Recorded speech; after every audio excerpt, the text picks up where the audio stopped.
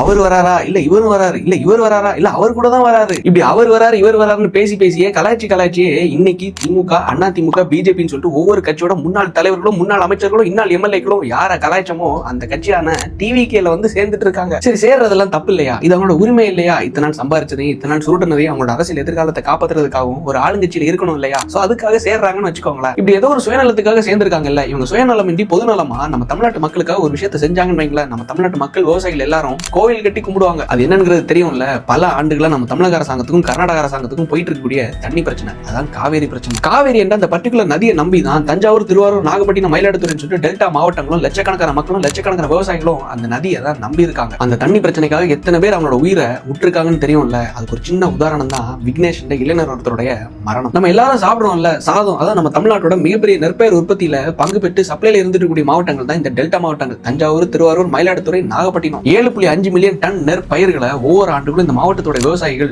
உற்பத்தி பண்றாங்க, அதாவது ப்ரொடியூஸ் பண்றாங்க. சோ தண்ணி இல்லைன்னா வறண்டு தானே போகும். இதுக்கு டெம்பரரி ரிலீஃபா நேற்றுக்கு நீங்க ரிலீஸ் பண்ணாத இந்த மாவட்ட விவசாயிகளுக்கு ரிலீஸ் பண்ண ஃபண்ட் பெர்மனன்ட் ரிலீஃப் ஆகாது இல்ல. குறுவை பேக்கேஜ் என்ற பெயர்ல கிட்டத்தட்ட 134.83 கோடி ரூபாவை இந்த மாவட்டத்து விவசாயிகளுக்காக ரிலீஸ் பண்ணிருக்கீங்க. இதுல டெல்டா மாவட்ட விவசாயிகளுக்கு 77 கோடி, நான் டெல்டா மாவட்டங்களுக்கு 57 கோடி நம்ம தமிழக அரசாங்கம் நேற்றுக்கு ஒரு டெம்பரரி ரிலீஃபா இந்த குறுவை பேக்கேஜை ரிலீஸ் பண்ணிருக்காங்க. உண்மையிலே இது நம்ம ஊர் விவசாயிகளுக்கு இது ஒரு நிரந்தர தீர்வா முடியுமான்னு கேட்டா கிடையாது. இன்னொரு பக்கம் இதே டெல்டா மாவட்டத்துக்கு பக்கத்துல இருக்கக்கூடிய காவேரி நதிக்கு இடையில இந்த மேகதாது அணையை கட்டுறதை தாண்டி இன்னொரு பிரச்சனை என்ன தெரியுமா? நம்ம தஞ்சைக்கு பக்கத்துல இருக்கக்கூடிய கடலூர் மாவட்டத்துக்கு அடுத்ததா கிட்டத்தட்ட 4 ஹைட்ரோ கார்பன் ப்ராஜெக்ட கிட்டத்தட்ட 425 கோடி ரூபாய்க்கு அமைக்க போறாங்களா. ஹைட்ரோ ஈஸி, அதாவது ஹிந்துஸ்தான் ஆயில் தான் இந்த ப்ராஜெக்ட பண்றாங்க, அதுவும் சென்ட்ரல் கவர்மெண்டோட ஃப்ரேமுக்கு கீழே. இப்போ இதை நம்ம ஸ்டேட் கவர்மெண்டோட ஒப்புதலுக்காக பரிசீலனைக்கு அமைச்சிருக்காங்க. இவங்க மட்டும் பெர்மிஷன் கொடுத்துட்டாங்கன்னு வைங்களேன், வேலையை அழகா தொடங்கிடுவாங்க. இதை மட்டும் நம்ம ஸ்டேட் கவர்மெண்ட் பெர்மிஷன் கொடுத்து அமைய விட்டுட்டாங்கன்னு வைங்களேன், மீனவர்களுக்கும் சரி, விவசாயிகளுக்கும் சரி, அந்த பகுதி மக்களுக்கும் சரி, பிச்சாவரம் போன்ற சதுப்பு நில காடுகளுக்கும் சரி, ஒட்டுமொத்தத்துக்கும் சங்குதான். இதை நான் ஏதோ சிரிச்சு சொல்றேன் மட்டும் தப்பா எடுத்துக்காதீங்க. அந்த பகுதி மக்களுக்கு ஒரு பாதிப்புன்னு வைங்களேன், கடைசி நம்மளுக்கு எல்லாம் சோறு கிடையாது, சைனாக்காரனுடைய பிளாஸ்டிக் அரிசியை தான் சாப்பிடணும். என்னெல்லாமோ ஷேர் பண்றீங்க, என்னெல்லாமோ பேசுறீங்க. இந்த 4 ஹைட்ரோ கார்பன் திட்டத்தை பற்றியும் அதை தாண்டி தமிழக விவசாயிகளுக்கு எதிராக கட்டப்பட்ட அந்த மேகதாது அணையை பற்றியும் 4 பேர் பேசுனீங்கன்னா, 4 பேர் ஷேர் பண்றீங்கன்னா, 4 பேர் இன்ஃபுளுன்ஸ் பண்ணீங்கன்னா